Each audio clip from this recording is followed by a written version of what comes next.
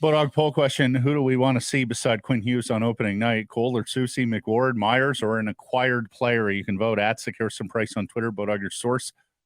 Free casino games, poker strategy, and sports odds. Milwaukee plus 155 favorites to win the East after acquiring Damian Lillard. Boston, the second choice here now at plus 175 after acquiring Drew Holiday. Big trade yesterday. Portland continues to rebuild. Toss the coin there on your Bodog line of the day. Here he is, Rinkwide's Jeff Paterson, Rinkwide Vancouver's Jeff Paterson. He covered the game on Saturday. We did a post-game pod. He was at practice yesterday. How we doing, Jeff? Yeah, good. Eventful Sunday. Wasn't expecting that, quite frankly, as the axe fell. It was 20 guys in one fell swoop, and then one more with Artur Silovs after practice. He got into practice, and then they said, no, Artie, you join the crew. I kind of envisioned this bus rolling up to Rogers Arena and them just shepherding 20 guys, or 21, as it turned out, down the highway to Abbotsford. But clearly want to get down to numbers here and all business. And I think part of that is getting a better look at the poll question there. And that's really now the story of this whole camp, is who is going to wind up on the right side with Quinn Hughes. Did anything surprise you from yesterday's cuts, Jeff? Sure. I mean, just the sheer scope on one hand, because I thought with the game in Abbotsford on Wednesday that maybe some guys would stick around and get one last chance. And, Akito Hirose played one game in the preseason, and that was the 10-0 loss in Calgary. Podkolzin wondered if there was going to be another chance for him. But I think this is a direct message to those players that you weren't good enough. And the message to the ones that are around here is, get down to brass tacks. There are 2 preseason games remaining. There are still jobs to be won here. There are auditions to be had. And as far as the practice went, Dakota Joshua was back at practice. He's still part of the NHL group, obviously, but he didn't play on Saturday night. But maybe the surprise was the fact that in the light of day on Sunday, there was Cole McWard alongside Quinn Hughes again at practice, after 3 minor penalties in the win over the Edmonton Oilers. So it does feel like he's got some leash here. And we'll see if he lines up with Hughes again through these practice days, and then ultimately how do things shake down with the 2 games left against the Kraken on Wednesday and the Flames on Friday night. What do you make of the pairing, just in terms of salt and pepper? How do they work together? Does it make some sense to you? You're still trying to figure it out. Yeah, I mean, I guess on one level they want it to work. A young right shot guy, cost controlled, and at an attractive price point for this team that is still salary cap strapped. And don't lose sight of that. Even if they scour the waiver wire, somebody would have to fit in to their salary cap structure. Now, a lot of the guys that are on waivers are close to or at the league minimum, so maybe they will do some bargain bin hunting here. But I think they like the mobility of Cole McWard. I think that they are still trying to figure out if he can play. And the 3 minor penalties, they didn't help. I talked to him after practice on Sunday, and he felt that they were all things that he could eliminate from his game, that he has to make better decisions in terms of, when you go and chase a guy into the corner, don't get your stick across his back and put the refs in a position to have to call a cross-checking penalty, wrap him up, or, just gloves on the back, but, don't cross the line and take those penalties. So, one thing to say it, it's another now to see at the NHL level. Things happen quickly, we know, and he's got to make those judgment decisions and react accordingly.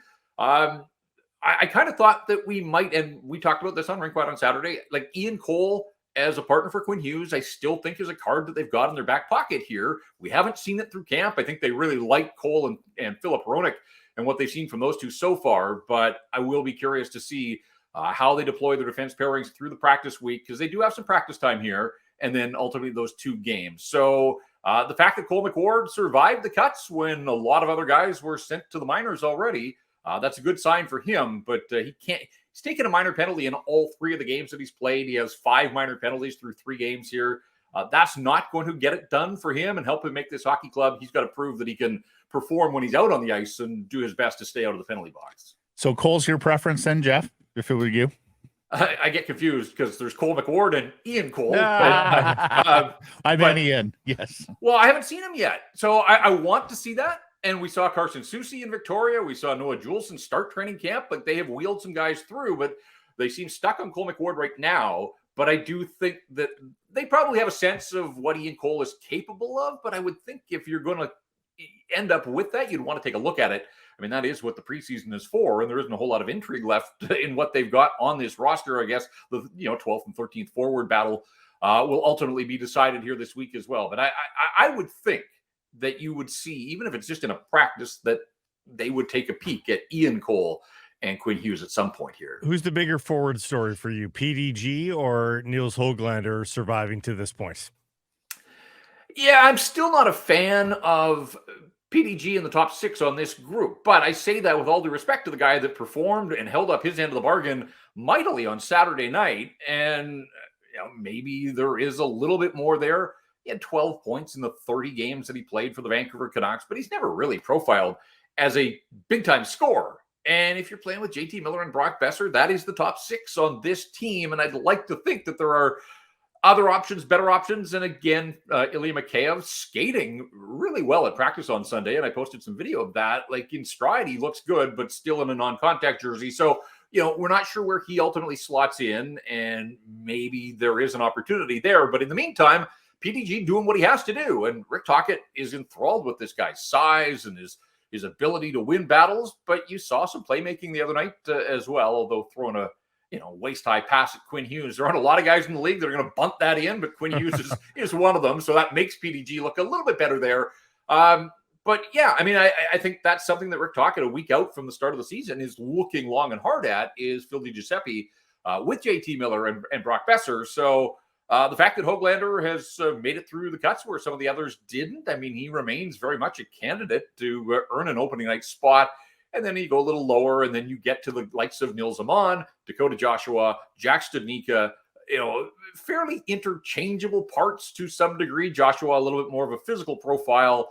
Studnicka's got the speed. Aman can play center, so he's got some versatility. I suppose Studnicka does as well. But ultimately, it's going to depend on what they're looking for. And I guess once you get down to 13 forwards, maybe it's opponent dependent. Some nights, if the other team is speed and you want to match their speed, if you want size and physicality. So I think that they'll keep some options here. Through it all, though, guys, I will say this. I think there's this belief that the Canucks have upgraded around the fringes here in the offseason. Teddy Bluger and Pius Suter coming in. Dakota Joshua and Nils Aman both have a full season of being NHL regulars under their belt.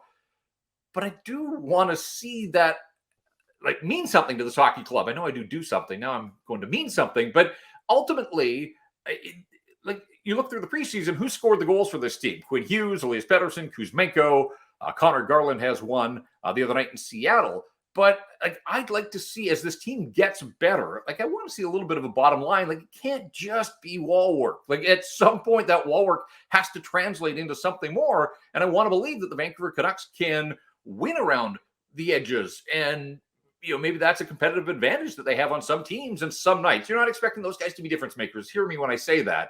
But ultimately, is it enough for guys just to get in on a heavy forecheck and call it a shift? Or does that heavy forechecking have to wear down opponents and lead to something? Or maybe it is that they're wearing down opponents so that the offensive guys can come on the next shift and do their thing and go to town. But I'd like to see more. And through the preseason here, where some guys are getting real opportunities, just like to see some sort of tangible takeaway beyond did they win a board battle somewhere through the night.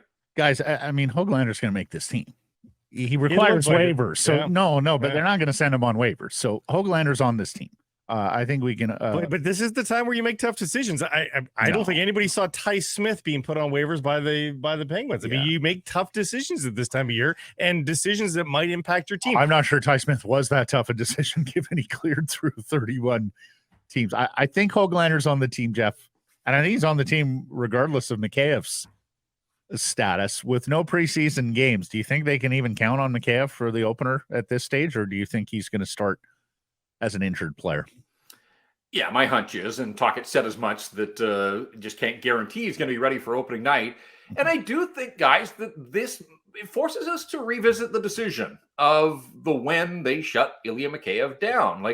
If he's not ready for opening night, and Jim Rutherford pounded the podium a week ago and talked about everything going right for this hockey club, well, if Mikheyev's not ready, they made the decision to keep playing him until January 27th and then to have surgery at some point in February.